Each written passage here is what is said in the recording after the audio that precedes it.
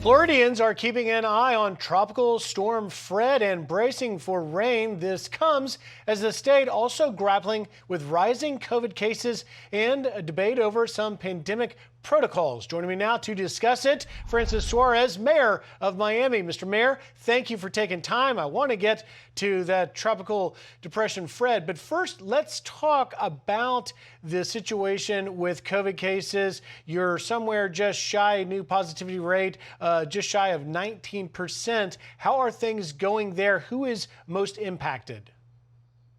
Well, many people are being impacted. We've unfortunately had records the last a few days. We've had a couple of highs for Florida.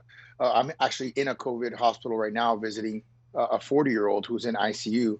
It's impacting people that are my age. It's impacting children because more children are hospitalized than before, significantly more. This is a difficult time where we're now have to make sure that we're doing everything that we can and getting vaccinated. 99% of the people that are vaccinated are not experiencing serious complications, and 90% of the people that are hospitalized are not vaccinated. So this is clearly a pandemic of the unvaccinated. Hey, Mr. Mayor, are you seeing the debate over whether to get vaccinated, those that are hesitant, and the mask mandates possibly coming back? Are you seeing that really affect your ability as a local leader to try and get things under control? Well, what we've done in the city is for our employees is you have to wear a mask unless you're vaccinated.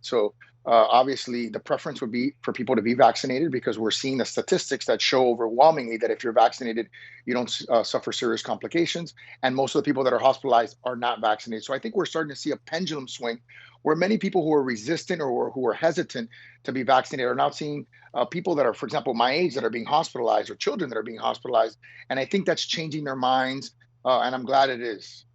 So that's an interesting point, Mr. Mayor. Do you believe then that really this latest sort of rise in cases may convince those that perhaps have been reticent to embrace the protocols to maybe change their mind? Absolutely. I mean, like I said, I'm here visiting a friend of mine who's 43 years old. Unfortunately, he's in ICU. He was unvaccinated because he was trying to have a child. And as a result of him being in ICU, now every single one of the people in my group of friends who were not vaccinated have become vaccinated. So I think that's going to happen over and over. And hopefully he'll be fine. And hopefully more people will be vaccinated. Gosh, I could keep talking to you, Mr. Mayor, about your state and the COVID spike there. But let me, because we have you in this breaking news in Haiti of this earthquake, having spent a lot of time in little Haiti there, what are you hearing from your Haitian community in Miami as we get news of this earthquake?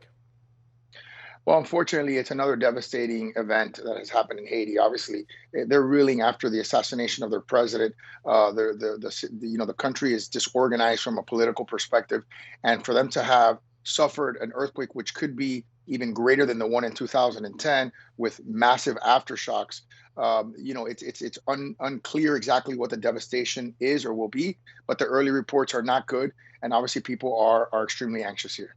And as far as your Haitian community goes there, are you going to have any sort of response to help them, perhaps to try and reach? I know communication in situations like this becomes really very difficult.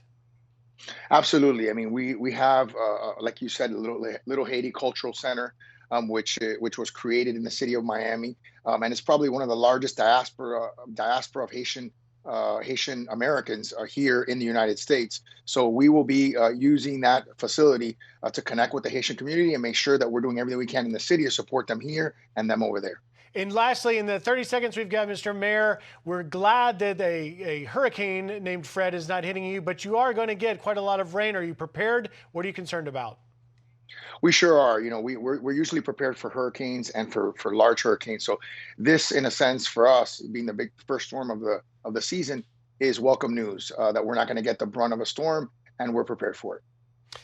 Mayor Francis Suarez of Miami, thank you for taking time. Our thoughts and prayers with your friend and all of those that are in that hospital you're in right now. Thank you, Mr. Mayor. Thank you.